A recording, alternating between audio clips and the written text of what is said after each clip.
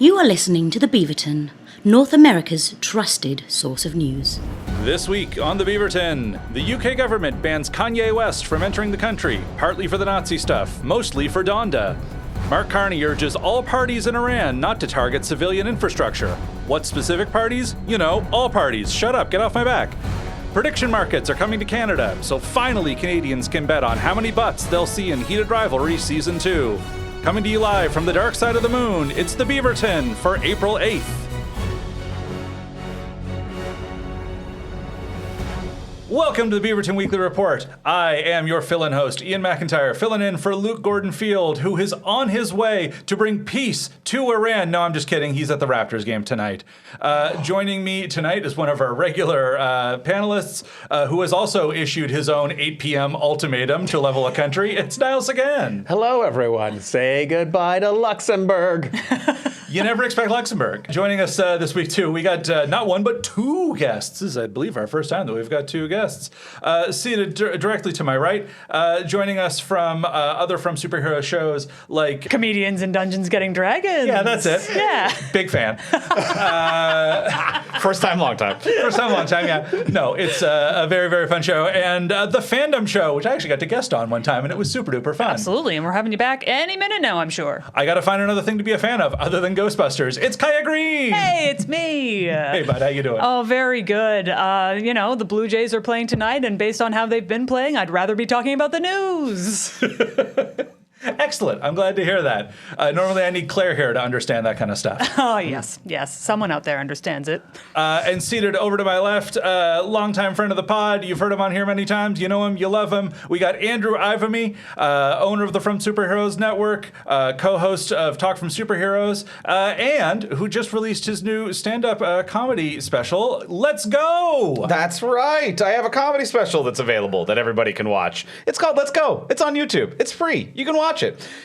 You find me on social, you'll find the link for it around. You can search for it. I'll plug it right now. I'll plug it again at the end. I'll plug it 4 times throughout the podcast. I'm going to bring it up a lot. Yes. I will say, I'm also devastated because I did not have money on Luxembourg in my prediction market. So I'm ruined. I'm ruined. but we're not going to talk about prediction markets right off the top. Going to maybe talk about that a little later on. A lot of money. God damn. Andrew had And it was $5,000 on us talking about it off the top. I also lost the money, and I'm the one who said it. I can't believe you. Wow. You would think betting on the thing that you have control of would be profitable, but it has not worked out for me at all. Very smart. I do not know how the American regime is doing it. Well, speaking of the American regime, we are actually going to head on down to California. We're going to talk about social media, everybody. We all use social media, I assume. I believe you're probably listening to it right now on one of those social media platforms. But some stuff has been happening, and it might actually be good news for social media in that they are finally getting sued in courts of law. Yay! So lately, a 20-year-old California woman named Kaylee sued Instagram and YouTube over her childhood addiction to social media.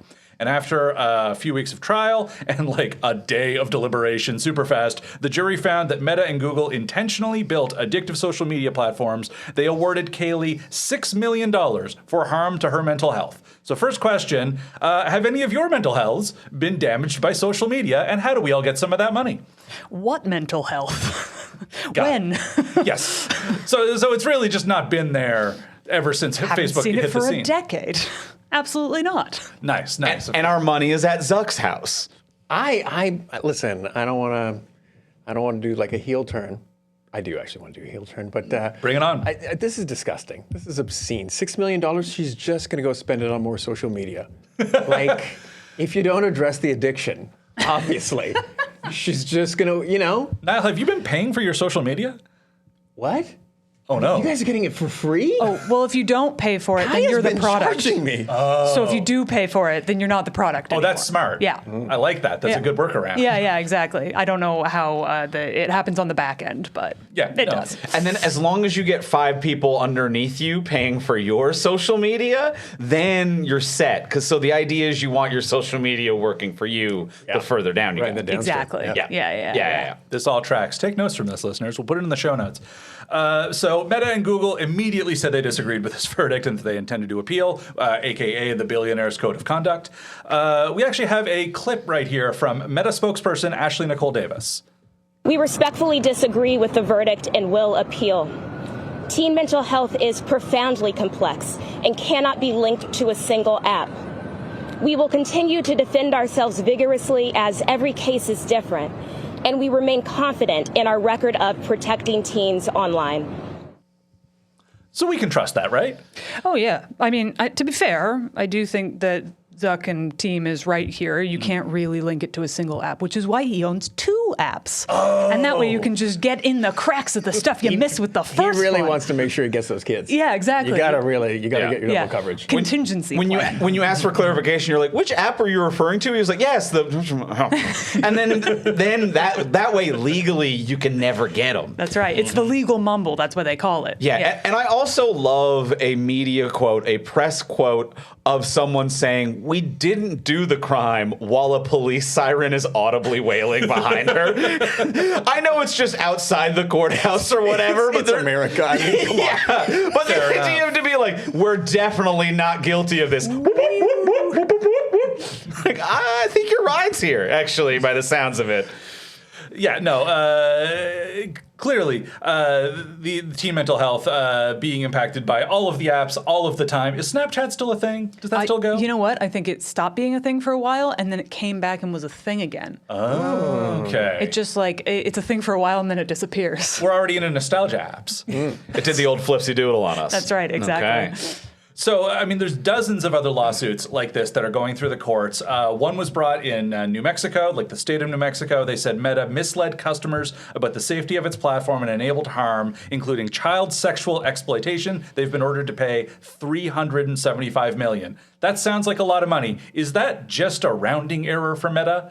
Like, what else does Meta spend $375 million on in the course of a year? I mean, destroying kids. Oh. Yeah, that's where that's going to destroy their destroying kids budget. That's the problem. That is. Yeah, they got a whole section for ruining teen mental health. That was the line item, I hear. That's what they had on the budget. Yeah. There's an accountant looking at their budget for next year, scratching out the harm budget at the paying for harm budget and being like, oh, this might work. Yeah. This actually might balance itself out. We don't have as much money to do harm, but we're not going to have to pay out on the harm having done. So we finally got some good tech layoffs. We might have that. Yeah. And I also think they found some of that money because I think $375 million was roughly what they were spending on trying to develop feet for the metaverse. And that, fell apart. So. That's why it didn't happen. Yeah, exactly. Yeah. They couldn't get that foot fetish market. I think $375 million is what they spent on lunches while trying to develop the metaverse, which costs $70 billion. Yes. So they threw $70 billion down the toilet. $375 is, I think, literally lunch money. $375 is what they spend on an NFT of their lunch. So I don't think $375 is enough to cause any harm to this company. It's enough to, pay something to people who deserve some kind of dividend from the harm that has been caused. Sure. But it needs to. These type of settlements need to do both things. Mm-hmm. They need to provide some kind of reparation and comfort to the people who the harm was caused, and they also need to punish the company, and this is definitely not enough to do that. Yeah, I agree. I feel like $375 million is literally like what they use in their bathrooms at the Meta, and I don't mean like to pay for toilet paper. I mean literally the money itself. Yeah. This is what they're using. Crisp $100 bills. 100%. They're having terrible poops at Meta because they insist on using crisp currency. Terrible poops. What money are you using? I'm using that sweet, sweet Luxembourg pound note. That's why I'm coming for them. Still paper, not plastic yet. It is. It's 70% cotton. I don't know why they make their money out of cotton, but it's just delicious. Such a nice. Okay. I see why you're invading this country. I love it. Also, I really... The Cottonelle Bear is on their money, and I find that a real, bold, a daring choice. I am really rooting for us to somewhere in the past segment to have the clip that is so funny that we will post it on social media without any irony. I really want that for us. I really want this to be the section of the show. It's like, too funny.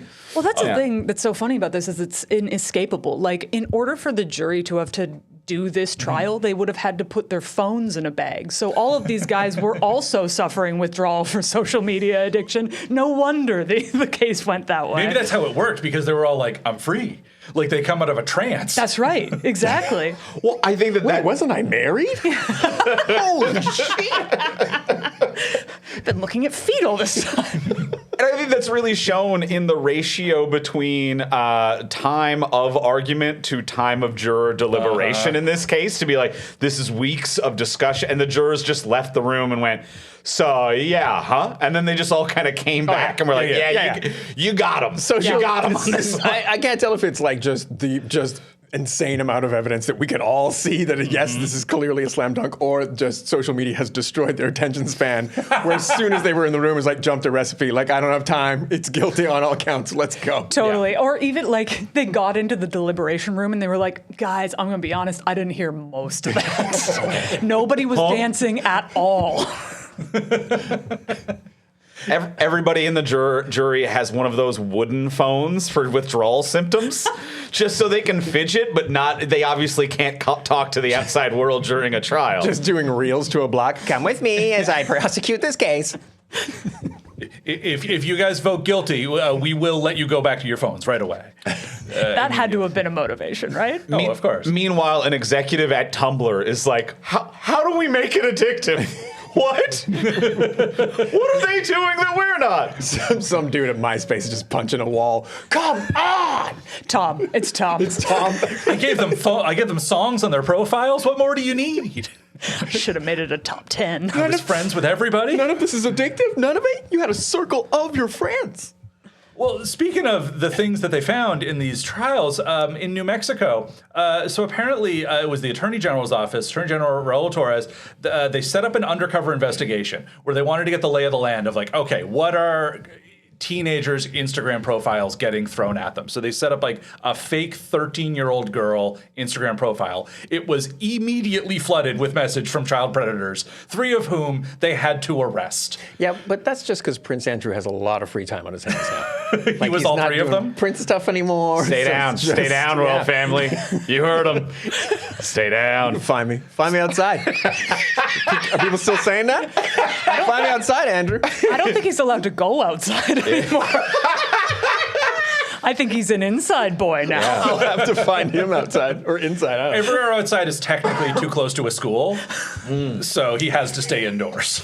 Legally, outside is where the children are. Exactly. Yeah. He's got a 2,000-mile restraining order. Just can't. He's locked in his bedroom. Anywhere I go outdoors is within that 2,000 miles. I'm sorry, my hands are tied. That's why I can't catch those hands right now. My hands are tied, quite literally. That's not the police. It's just what I'm into. But there is something it's so funny and so tragic that for a government entity to be like, what's it like to be a teenage girl for a minute? Oh my God! Did anyone know that it was bad out there? Yeah, a lot of people knew it was bad out there. A lot of people had been. It was pointed out to me this week by someone saying like, yeah, I bet every 13-year-old girl knows how bad it is, but this middle-aged attorney general probably learned this for the first time that day, and started arresting people left, right, and center. Which is why we should give 13-year-old girls the power to arrest people. That would fix all of this, I think. That's too much power for a teenager. What? No, I don't. I see no holes in this plan. Yeah. I thought you were going to go. I feel like that's how we should have everyone in law enforcement pretend to be a 13-year-old girl online just for like one day and be like, oh God, it's so dark. I feel like they would be way more enthused to prosecute these Your cases. dark Tim Robinson Freaky Friday comedy. To be like a cop who's like, I wish I could be a 13-year-old girl for just one day. Oh no! Why did I make that wish in front of the lightning? Is that Freaky Friday? One of them involves lightning. One of them lightning. That is very misleading. So some people are describing this as social media's big tobacco moment, in that after decades of trying zero regulation, it took lawsuits against the companies to prove that they knew about the harms, and finally we might get real legislation in the future like we have against smoking now. Do you think social media is going to be like smoking one day? I really do think that we are heading towards that in some regard, in many ways. And one thing that I did find fascinating while kind of like reading up a little bit on the court verdicts this past week, that I'm like, am I watching 3 generations of smoking simultaneously? Is I was reading an article on the BBC about the court results, and it's like it's kind of going through. It's like, is social media addiction our generation's cigarette smoking? Will we realize later the type of harm we've done in this type of addiction?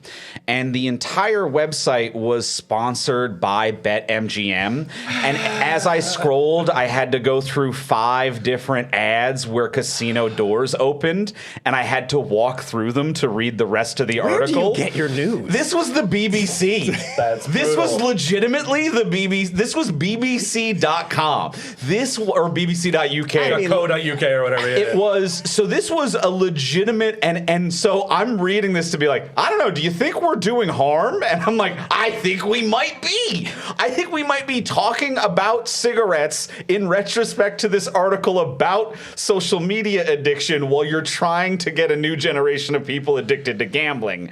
There is so many layers of just this Ouroboros of addiction that is being sold and marketed that it's hard to parse. So here's a hot take that I'm not sure is a joke, but I might be a Chinese agent. Listen, so we're all like, oh man, China banned all social media. Now we're like, oh, cool. China banned all social media. Yeah, if Canada banned all social media, not, you know what I'm thinking? Let's split the difference. Just have like one day a week where all social media is banned. Just Canada shuts it down and then you're just like, oh yeah, right. This is how my brain works. Yeah, or counterpoint, we ban it all outright, but Sold. then one day a year, full purge. Full purge. Full Okay. purge. Okay. You can Social media internet purge. as 24 hard as you hours, want, 24 constantly. yeah. Don't move. Just go all in. Interesting. I think Yeah. I like that. And you can kill people. Okay. So an actual The Purge. Okay. Just saying. Okay, like that, drop the social media. Yeah, okay. Just go straight to murder. Yeah. We're brainstorming. And I think one day might be limiting. So why don't we just kind of widen that scope a Yeah. little bit and make it a full year? 365. Yeah, so at that point we can just do a murder. All right, let's do go. a murder. Do a Yeah. murder. But you can't put it on Facebook. But you can't do that. You then can't what's do the that. point? Well, there's no time when you're doing the murders. There's just, you can't be doing both at the same time. That's an right? old school murderer Yeah. mentality. Well, I feel like that's why we're not murdering these Yeah. days, is because we're too busy scrolling. Now, on the idea as well. What? What? Are you saying these kids? social media has killed the murder industry? Yeah. Okay. And millennials. I'm glad someone said it. Yeah.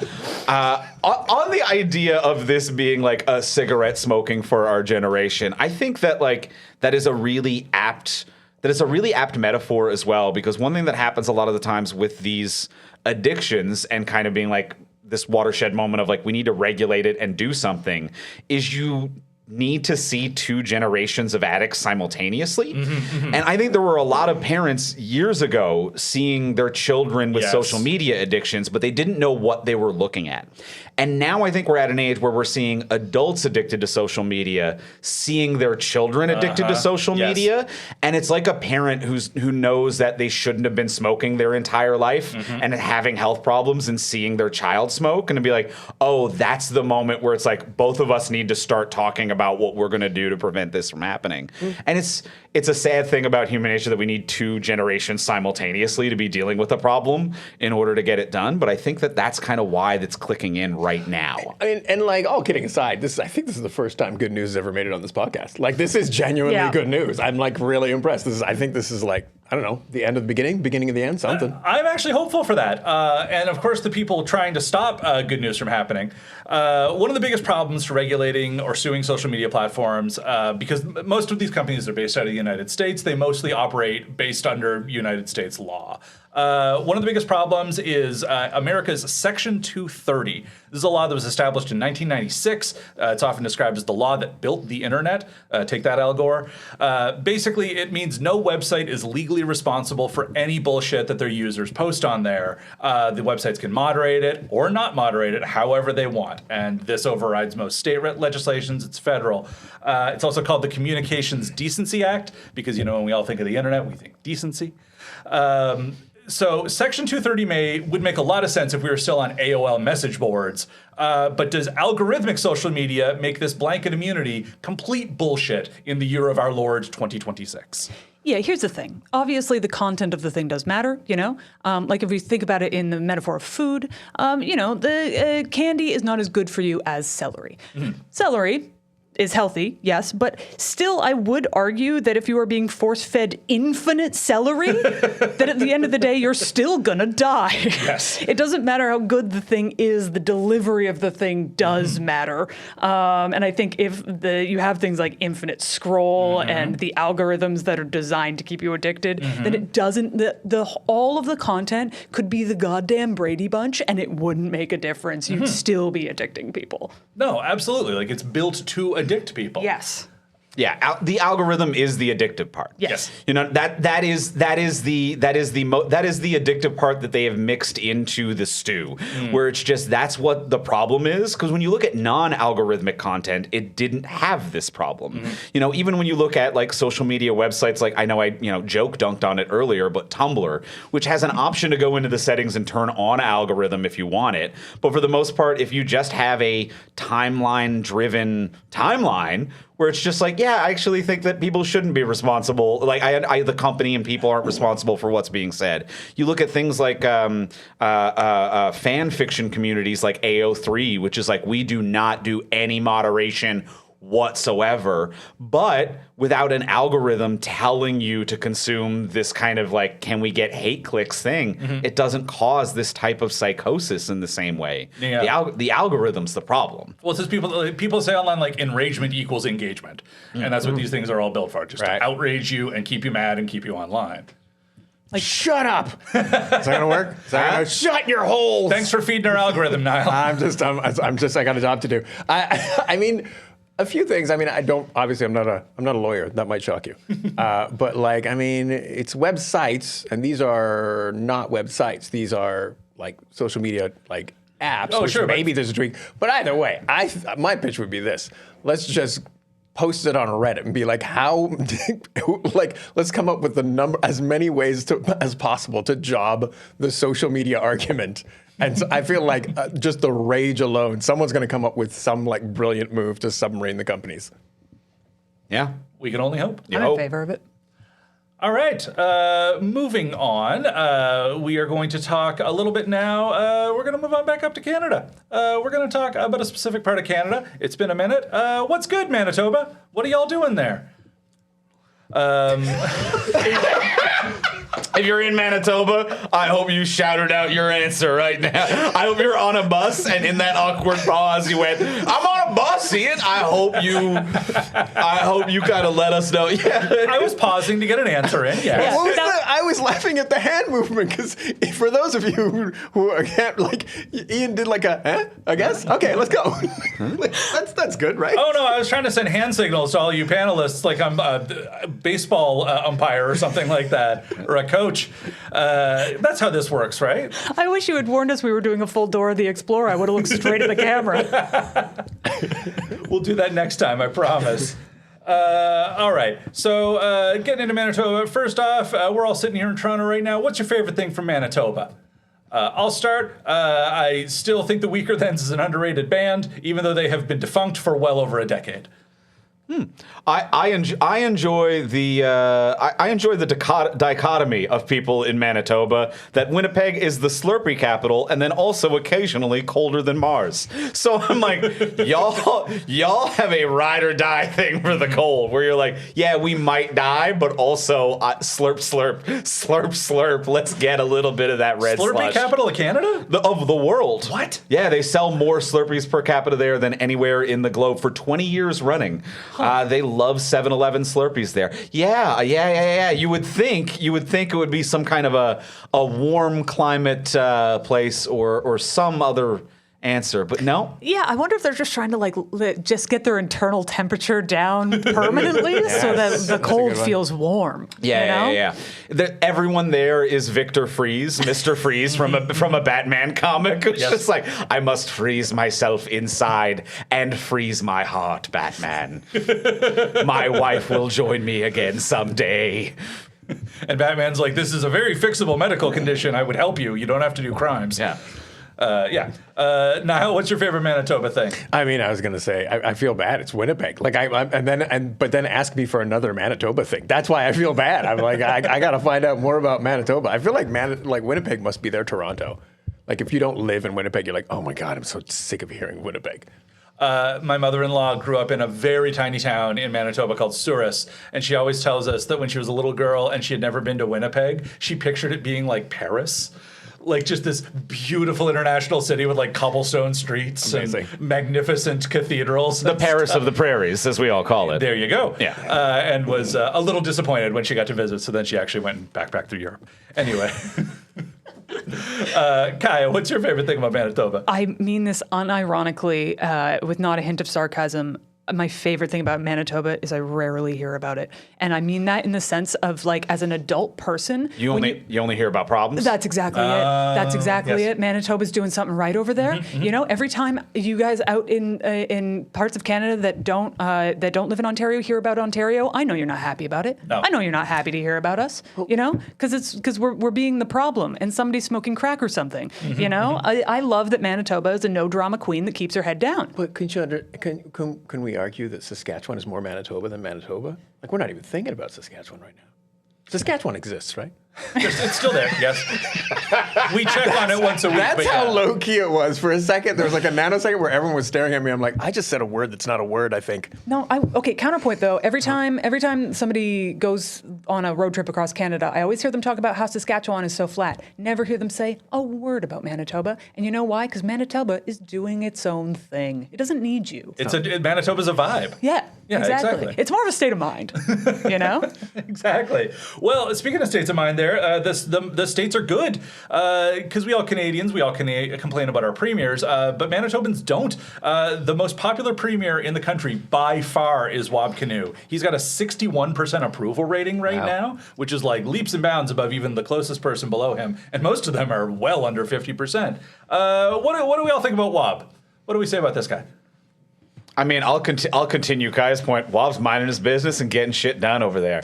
As I was looking up Wab, I was like, Manitoba, I didn't know you fucked like this. Like this is you're getting things done and you're having a good time over there. I like the cut of your jib. This is what I'm saying. Confident energy over there. They don't need anybody else's approval. They know what's going on. Yeah. Yeah. They're like, you'll notice us when you need to notice us. Exactly. And I think it's that confidence I like. I mean, you get a 61% approval from other people when you have a 61% approval of yourself. You know what I mean? And I feel like it is that kind of internal strength that is pushing him through. That's some real RuPaul. If you can't love yourself, That's how right. can you love somebody else? Exactly. No, I love that. You should poll yourself. Pull yourself, leaders. Definitely pull yourself, everybody. Well, that's the one going on social media. Sorry, kids. Put it on a T-shirt. Well, not only that, but like while all these Western provincial NDP leaders were distancing themselves from Avi Lewis after he became the leader of the federal NDP last week, Kinew was like, he's going to be a great voice for the country. I just love Avi. Why is this guy the good cop? Of that age-old pairing, good cop, infighting cop. Yes, absolutely. He's the NDP good cop because the NDP took the funding for bad cop and turned it into an NDP like social worker that goes with the good cop on calls. They sort of talk defunded? down. Yeah, they defunded the bad cop. Defunded There you the go. cop. That's a lot quicker for that joke. That's a way better slogan. Defund bad cops. Defund bad cop. That's clearer. Honestly, I think my family could have gotten on board with that one. Instead of my grandmother being very mad about defund the police. That's right, yes. Yes, no, I understand that entirely. Wab's not entirely sunshine, though. He did recently go viral for a comment that we have a clip of right here that he said at like a convention. When I say the Epstein class should fight the Epstein war, I'm attacking Donald Trump. You're not talking about... I'm attacking Jeff Bezos. I'm attacking Mark Zuckerberg. I'm attacking Jeffrey Epstein. I'm attacking Sam Altman. I'm attacking all of these folks who have articulated progressive views and yet bow down in the face of extraordinarily damaging politics today. A lot to unpack there. Thoughts, comments? Well, guess who's not getting invited to Doug Ford's Island? Yes. You jobbed yourself. You pulled yourself there, Wob.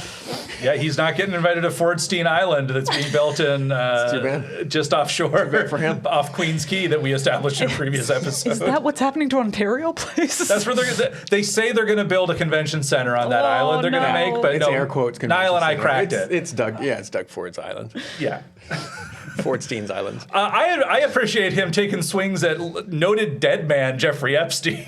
But then compliments noted dead man. There's a moment where he's like, they're big progressive ideas. And I'm like, are we talking about the same list of names that you just listed? I'm like, Wob, you're zigging when I thought you were zagging, my man. You kind of, I was with you in the first half, and then you dropped the, like, these are the big progressive minds. There's two stages to that statement, and he got the names clumped up. I think there was like a section of people who said progressive stuff, and then there's the Donald Trump, which I think probably should have gone in the Epstein section. I don't know. Trump was a Democrat at one point, but it's, I don't think that quite tracks. I love that Epstein gets dropped twice. There's something about using the Epstein class as a group of people and being like, the people of the Epstein class, like Donald Trump, Sam Altman, Jeffrey Epstein. I'm like, that name was on the tin. I don't know if we needed to drop. There's some. I like that this clearly was not a prepared statement. There's some redundancies. There's some conflicts going on. I like that he's trying to rebrand billionaires as the Epstein class. Let's get that going. I don't mind imagine. it. Yeah. I cannot, that is going to be the most likely thing to get us UBI and just spreading the wealth because I don't want to be a billionaire. I will stop at 999 million because I don't want to be the Epstein class that stink. Yeah. Forget you're an Epsteinaire or whatever. It's a whole new thing. Epstein class. Yeah, you got to wear an Epstein T-shirt from there on out. They just hand it to you once you make your first billion. Or Yeah. you're an Islander. No, I think that's No. That could have other connotations. sports team. Wait, no. I mean, but Wob's getting a lot of attention. Do we think he's going to make a run for national NDP at some point? Oh, he's too smart for that. Okay. Elaborate. The big difference. I'm going to be a dick. I'm sorry. Big difference between Manitoba and the National Party is that Manitoba has an NDP party. Come on. This is. Am I wrong? No, you're right. Big fish, small pond. I think that makes a lot of sense. Big fish, a pond. I don't know that there's going to be a federal NDP for much longer. I don't know. I could be wrong. I hope I'm wrong. I love the NDP. No, I think you're quite right. I could see a run. And I'm the optimist. I could see a run for national, after the wound has calloused. Of you talking about, the death of federal NDP to be it's like the leaf of a succulent you've cut off that you need to let dry out for several years before you can replant it. There is a point, I think, when that can blossom again, but you need to let it die and callus over for a while. Yeah, I feel like a 61% approval rating tells me the story of a man who just knows what's up, And I feel like somebody who can read the room that well probably is going to take a long beat before he decides to drive that car in need of repair. Yeah, maybe that is why he was so complimentary about Ivy Lewis. He's like, you go take that bullet. Yeah. He's talking to a stand-up comedian who has to go out first on the lineup. 100%. He's like, yeah, man, you have fun out there. You get them warmed up for me. And a stand-up comedian who just does highbrow, inaccessible political humor. Oh, that is going to be a bloodletting. Yeah. That's the best description of Ivy Lewis I've heard. Speaking of a guy who knows what's up, though, Manitoba, they just released a very popular budget. It's got free transit for kids and teens. They're cutting the PST on, they already had cut it on most grocery store items, like healthy stuff, but now it's cut on, chips and sandwiches and stuff. So, okay.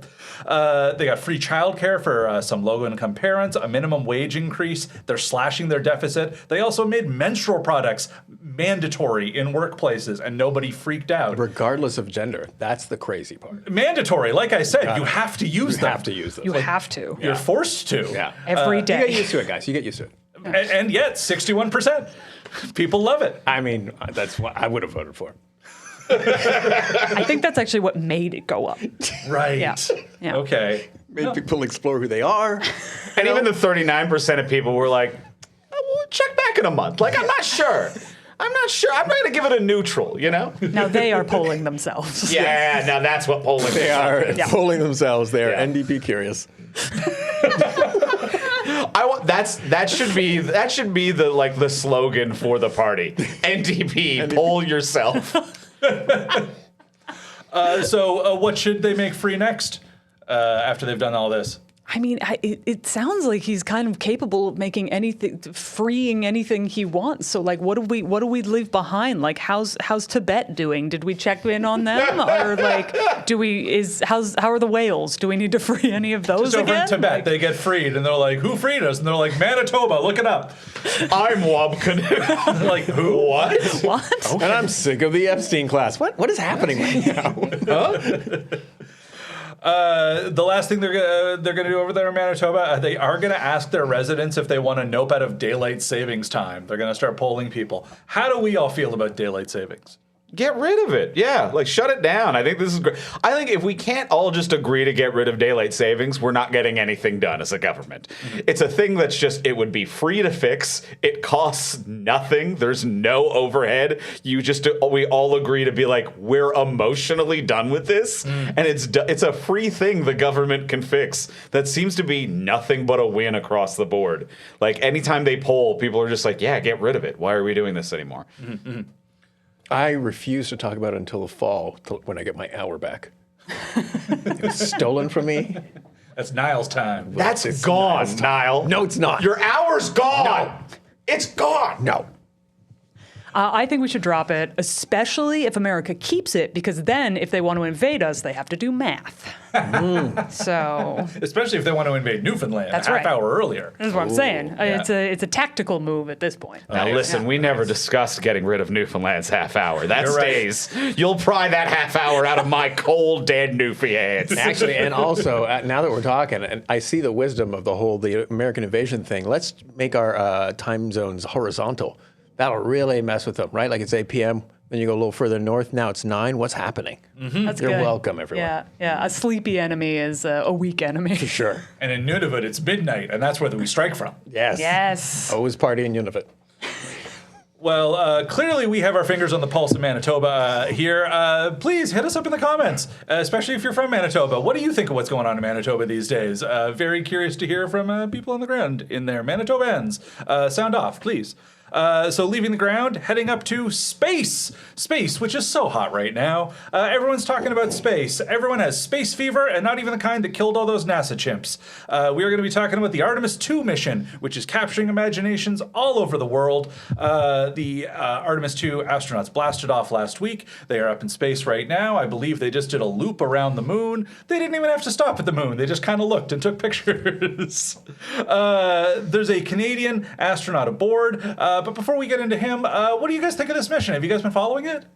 Yeah, I've been following it a little bit. It's charming. It's fun. I think it's the level of imagination capture that the world needed right now. And it does feel like a soothing balm on a world that's running a little too hot. So it makes me feel good. I love it. Yeah, I feel like the last time we went to the moon was after the JFK assassination. So this is just kind of our treat to ourselves after things get really bad. This is our ice cream at the end of the day. You get a moon as a treat. Yeah, we're going back to our comfort moon. I haven't been following it, but then I do real good news, you guys. None of that methadone stuff. I'm not doing little moon trips to get. No, I'm in some deep. All right. Yeah, it seems nice, I guess. I don't know. I heard that like Neil deGrasse Tyson was talking about how like why are we doing this now, and it's strictly because China said they're sending someone to the moon in 2036. And I'm like, interesting. Because he does point out, like in the original Apollo missions, they only sent one scientist in all of those trips. It was just to piss off the Russians. Okay. So now we're just doing it to piss off the Chinese. Yeah. Or just to alpha dog. I don't know. But there's no we. We're Canadian. What do we? I mean, we got a guy up there. got a guy. We're part of it. Okay. Yeah. All right. We got a Canadian astronaut. His name is Jeremy Hansen. He just became the first Canadian in history to head to the moon, which seems like it's hedged in like 5 different ways. Yeah. And to the in Just direction. Say, go to the moon. Why? But they're not landing on the moon. No, but he went to the moon. Let's just say go to the moon. Yeah, I guess. Head to the moon is so... Because he's going at it and then going around it. Head to the moon makes it sound like we shot him out of a cannon. like the Americans got to ride an astronaut, but Canada just shoved it to... Yeah. He sniffed the stratosphere and came back down in the Pacific somewhere. Look, there were budget cuts, okay? The arm is now used to just fling them. Yeah, the cannon arm just zoom, zoom, zoom. Yeah. A bit of a slingshot situation. Just gets like 17 keys and just strucks him out. He's heading to the moon and he's coming back down. Also, the other thing about heading to the moon is it doesn't really indicate success or any kind of plan. Like, I could head to the moon. I just won't get very far. Right. You know? Every time I jump, I'm headed to the moon. What do you think? Yeah. So right, who's the first Canadian who jumped? They're the first Canadian to head to the moon. So what do we all think is the most Canadian thing Jeremy Hansen is doing in space right now? I mean, being described as being heading to the moon. Probably. Just lowered expectations. All the Americans just went to the moon where he just headed to the moon. We're trying so hard to get a first in there. We're trying so hard. Oh boy! Well, did he have maple syrup up there with him? Let's hear the believe. quote. Let's hear him talk about it. He's very proud to talk about his maple syrup. And before I answer that question, I got to go back one. Here's the maple syrup that we opened up and had at lunchtime today. So we had a little bit of Canada on board today, and I shared it with my crewmates, and I think they enjoyed that. So it was great. I can't tell. Did that set us forward or back? It feels like back. Also, I'm guessing Putin probably wouldn't have gone past screening, right? It doesn't travel well. Well, yeah, that and you put Putin on a flight. Those guys aren't coming back. They're just like in a coma. I can't think of a worse food to eat in zero gravity. I can't think of one. And maple syrup? Surrounded by a bunch of equipment, I can barely put it on pancakes without getting it on me. There's no way. That's with gravity. The whole ship is sticky. The whole ship is sticky. The whole ship is sticky. It's nothing but sticky. This is our legacy. Yeah. The ride back is so tense. Everyone hates him. He's literally Homer opening the bag of chips in zero gravity, and they get everywhere. Yeah. And they didn't need to do poutine because he spoke French while he was up there, which I thought was wonderful. But I saw some people online being like, there were some posts that was like, he spoke French. It was the first time anyone spoke French on their way to the moon. And then like I saw some comments and be like, he spoke Quebec. He spoke with a hard Quebec accent. Be like, yeah, you don't need poutine up there, but you did get some hard Quebecois French. Look, it's still more than Air Canada could do, okay? Absolutely. Make him CEO. Yes, exactly. That's what he's doing when he lands. So they did set one record, the record for farthest human space flight. At its farthest point, the crew inside the Orion spacecraft will have traveled about 252,756 miles in a capsule the size of a minivan. We've all done car trips. How do you cope? How do you think they're coping?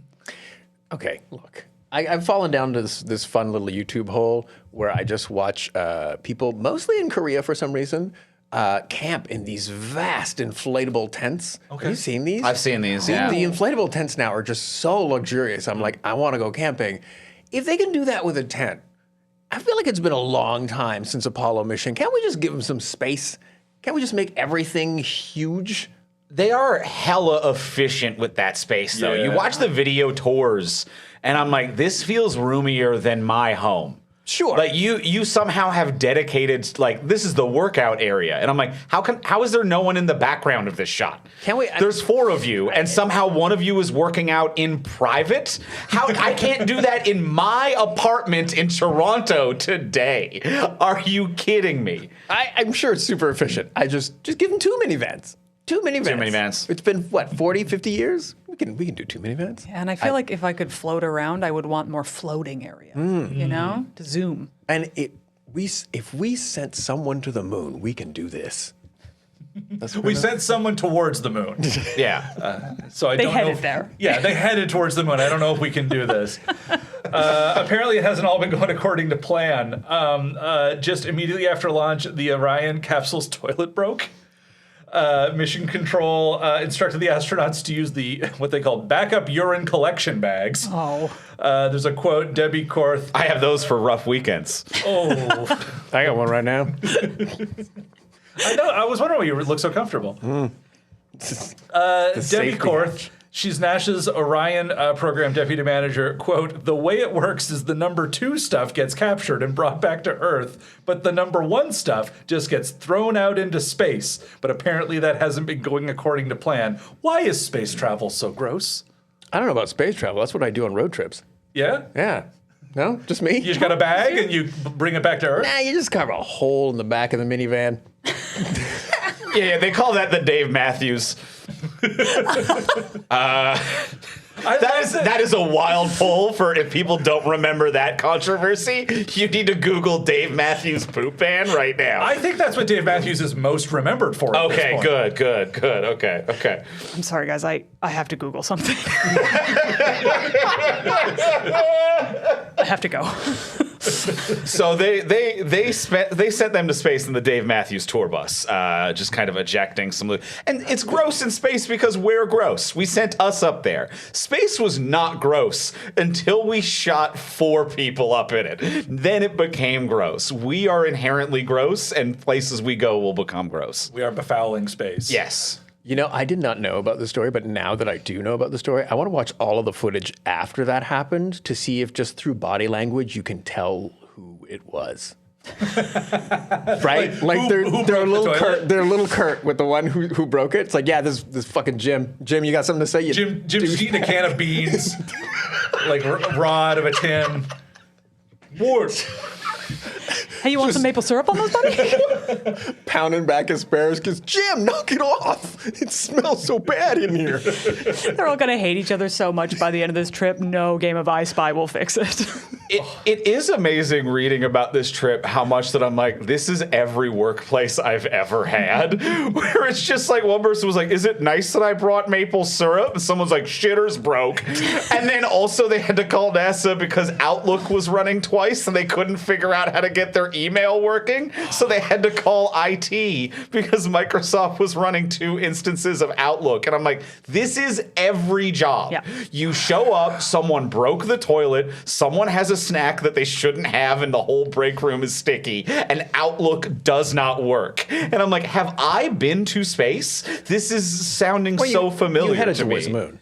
Yeah. There's that. I'm glad someone's been noticing my jumps, so that's Canadian nice. headed towards the moon. It was great. You're getting pretty high. Speaking of heading towards the moon, apparently Elon Musk's SpaceX is going public. They've got a $2 trillion valuation. That's totally legit, right? Must be. Numbers, stocks, They wouldn't dividends. say it if it wasn't. Exactly. What do you think Elon's going to try to do to space? Well, to be fair, he has to get up there and get on a planet because otherwise, where is he going to put all of his children? He has so many at this point that he needs a planet. Create a colonizing force. That's right. Yeah, exactly. Yeah, of course. I mean, he's just trying to get his car back. He left one car up there, and he's been so infuriated. He's like, fuck, my cell phone was in the back, actually.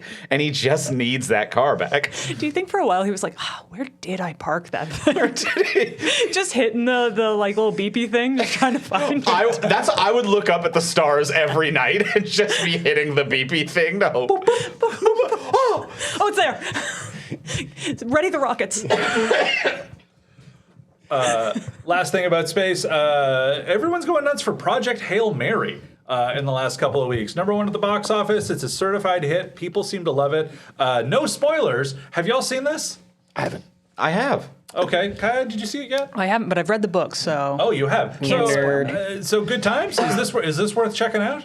It's a great movie. I think it's, very similar to like the joy and wonder that the world is feeling around the actual NASA launch. I think it's the right time for that little bit of joy and wonder. It's great. It's, it shows the indomitable nature of the human spirit. I feel like it's been a minute since we had a good indomitable human spirit movie. It's my favorite genre. It is a genre, and its indomitable human spirit is a genre. And it hits that. Yeah. I think it's not quite as good as The Martian, but it's very good, in my opinion. It's also a good time for like space media as well. For All Mankind on Apple TV also came out with their new season recently, and very interesting. Now, when you brought up how like this is all happening as a competitive space race, the premise of For All Mankind, which is now on its 5th season, was basically that like Russia beat America to the moon, and the American ego was unable to deal with that and never got over it, and constantly was trying to one up what the space race meant. It's basically like someone who loses rock, paper, scissors, and they're like, best 2 out of 3. But what if it was that, but America trying to do more space stuff? A very good show as well. Yeah, the moral of the story is success makes you lazy. Right? Because they made it to the moon, they beat the Russians, and then after that, they just were like, we're done. And you're the good news podcast. I'm telling you the secret of success. I also very much like that genre movie, The Dominable Human Spirit. Okay. This is one of my favorite genres. Just people getting crushed under a boot. Just long L columns. Just 1984 is very dominable. So you're saying it's not all about the win. You can head for the moon, but you could land among the stars. That kind of thing. Yeah, I think. Wow, that is a great summation. Yeah. Literally, my family's Scottish crest, MacIntyre, our motto in Latin. You've heard that saying, like, through adversity, the stars. In Latin, it's per ardua ad astra, and our motto is just per ardua. It's just through hardship. Oh, no. No stars for you. No stars for us. No stars whatsoever. You should add the no stars. Dominable. Through hardship, no stars. No stars. Through hardship, 0 stars. Sounds like you got a bad review.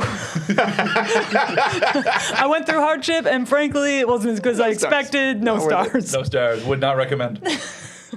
Well. On that note, that is all on the cutting room floor. Before we move on to the approximate 10-minute long quiz, we want to take a moment to thank you all, the listener, for listening. Thank you for being here. Thank you for lending us your earballs. If you enjoy the work we do here on the Beaverton Weekly Report, please feel free to check out our Patreon. It's I don't know, just Google it, Patreon, whatever. I forget what the website address is. But yeah, we have lots of different things you can do on there, lots of different tiers, lots of different ways that you can support the Beaverton, the whole enterprise, the everything that we do. You also get extended episodes of the Beaverton Weekly Report. This week, we put the Trump news in the Patreon bonus section, because fuck that guy.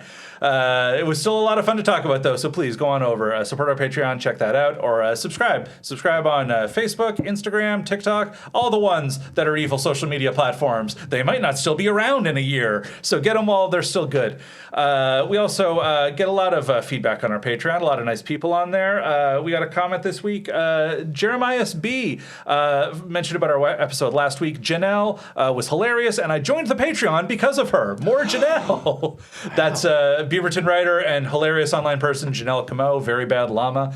She was on. She was really funny. Yeah, we'll have to get her back. That was a really good time. Another comment that we had, frequent commenter on the Patreon who always has really interesting takes about politics. His name's Joshua Hillerup. He comments on there all the time. I mentioned one of his comments last week, and because I was so flustered when I was reading it, I called him Joseph for no reason. I even had it written down correctly. I looked at a sheet of paper and read the man's name wrong. So Joshua, I'm real sorry about that, and I am publicly flagellating myself on the podcast like a good Nova Scotian. Very sorry. Very happy to have you as part of our Patreon supporters. Thank you very much. And speaking of Patreon supporters, we got a lot of new ones. Joining the Patreon recently, we got Faraya. Thank you to Chris C. Thank you to Nicholas Affleck, the lesser known Affleck brother, who's less problematic than Ben and Casey. We also got OG supporters like Matthew Lagarde, and Alain and John, just John. His name is just John. That one's easy, and I don't think I messed that one up. So thank you all very much for all of your support. We really appreciate all of you, and anyone just listening to the podcast, we appreciate you too. It's very nice of you to do with your time. And now it's time for the approximately 10-minute long quiz. It's the approximately 10-minute long quiz, brought to you by Time.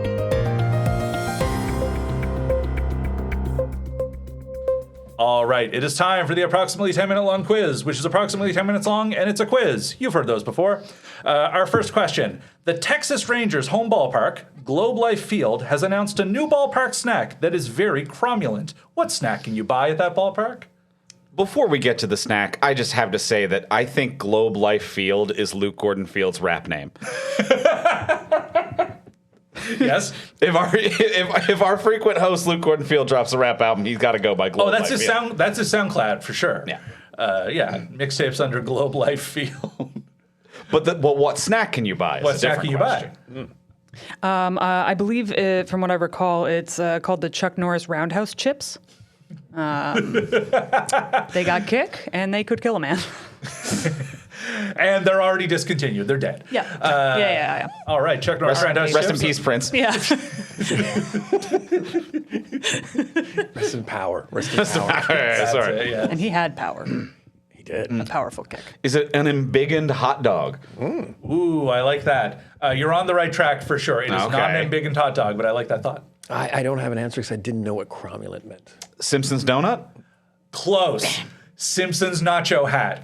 It exists. The nacho hat that Flanders buys for Homer when he takes him to a football game, they actually invented it. It's full of nacho cheese. It's full of nacho fixins. You can snap off pieces of it and dip it in your hat and eat them. That's amazing. Hey, America.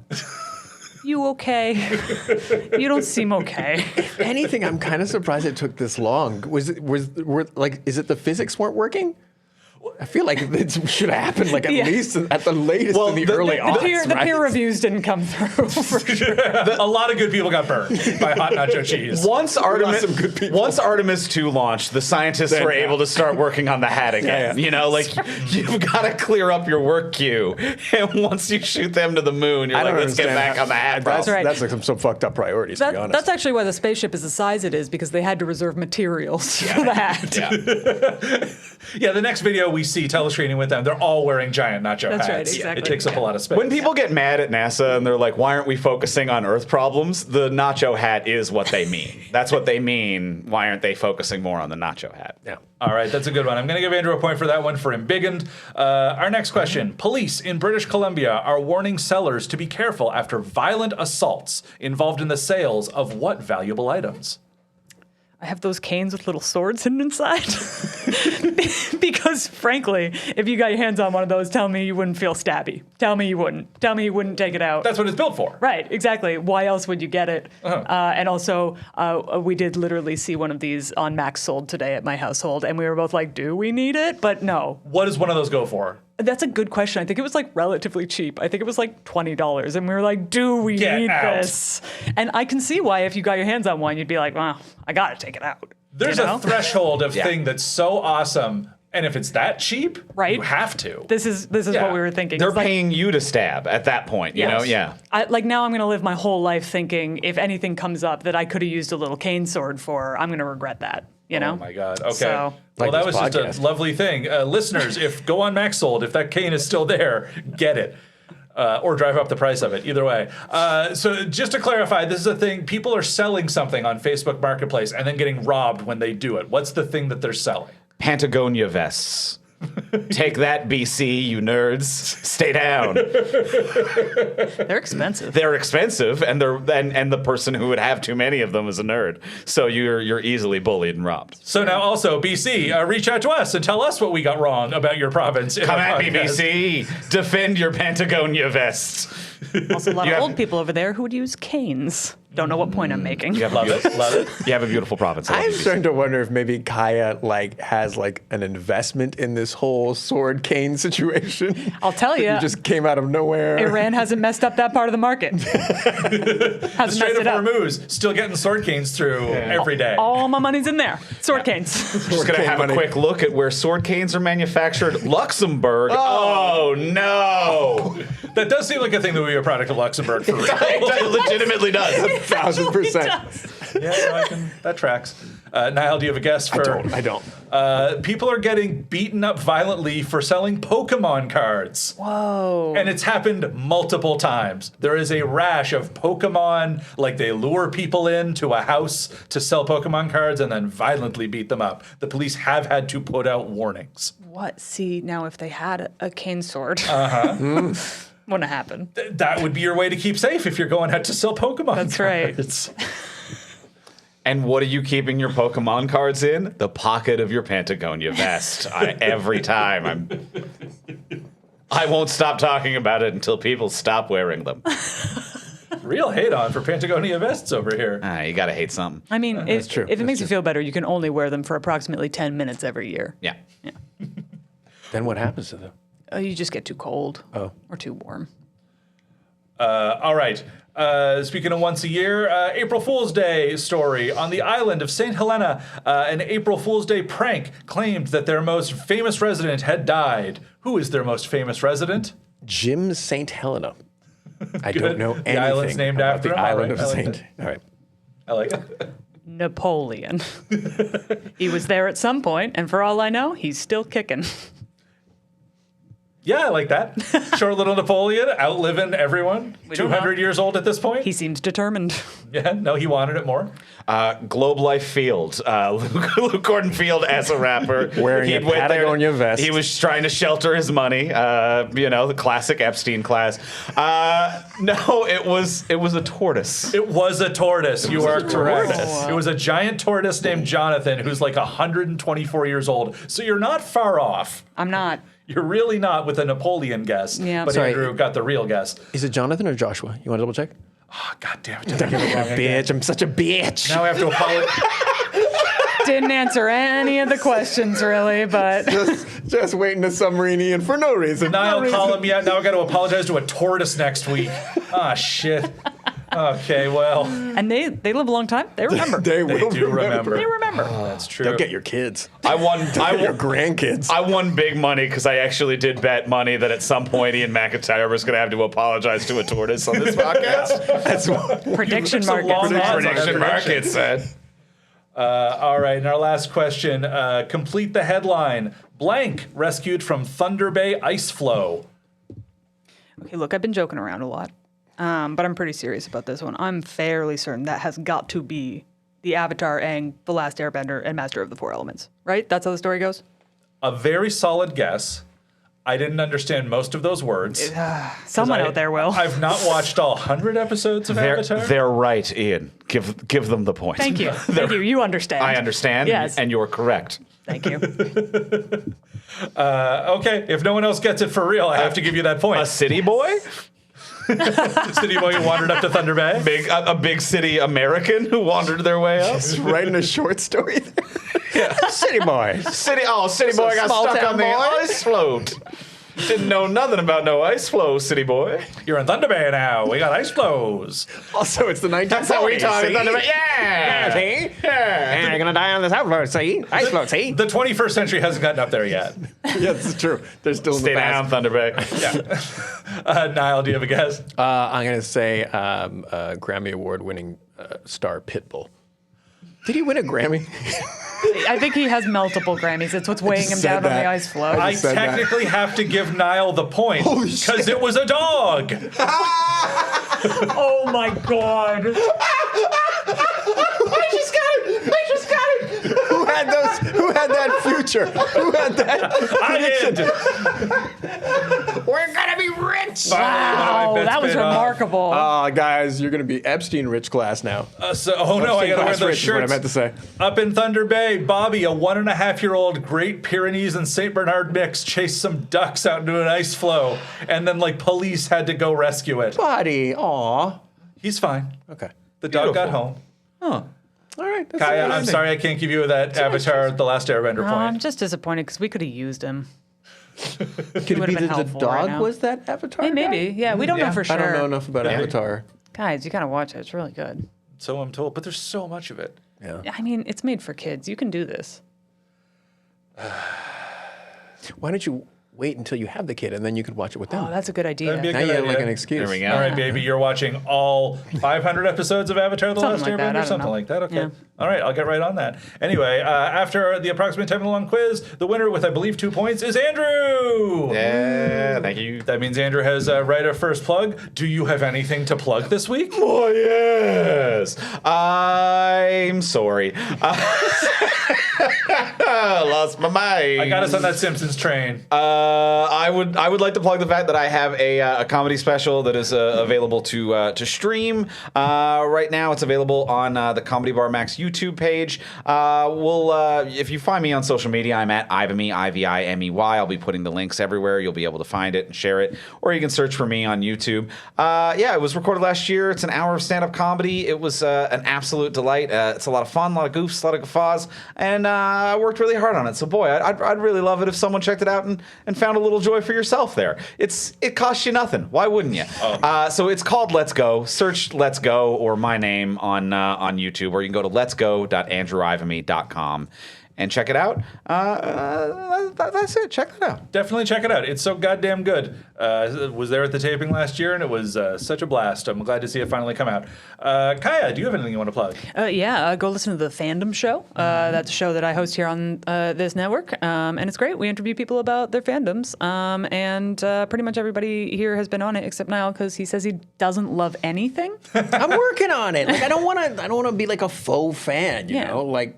Yeah, because then you get destroyed by the actual fans of something. Yeah, it's okay, man. Just pull yourself. But yeah, you can also hear me on Comedians in Dungeons Getting Dragons, also with Nile. Hey! Yeah. And Nile, what would you like to plug? No, well, I'm on Comedians in Dungeons and Getting Dragons with Kyah. Yeah. It's getting real circular here. Also have a good news podcast called Total Annihilation, and I have a Substack. It's all like, just go to Instagram at Nile Séguin, because all my links are there.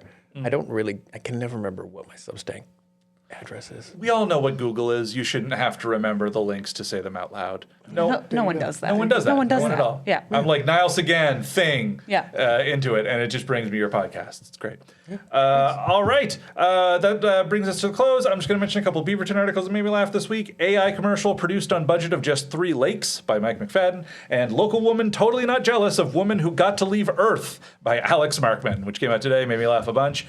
You can find all that and more on thebeaverton.com. See, now I read out a URL and I didn't have to. Google the Beaverton. You'll find it. Thank you very much for listening to us this week, and goodbye. The Beaverton Weekly Report is produced by Andrew Ivimey in partnership with the From Superheroes Network. Visit FromSuperheroes.com to hear more great podcasts like this.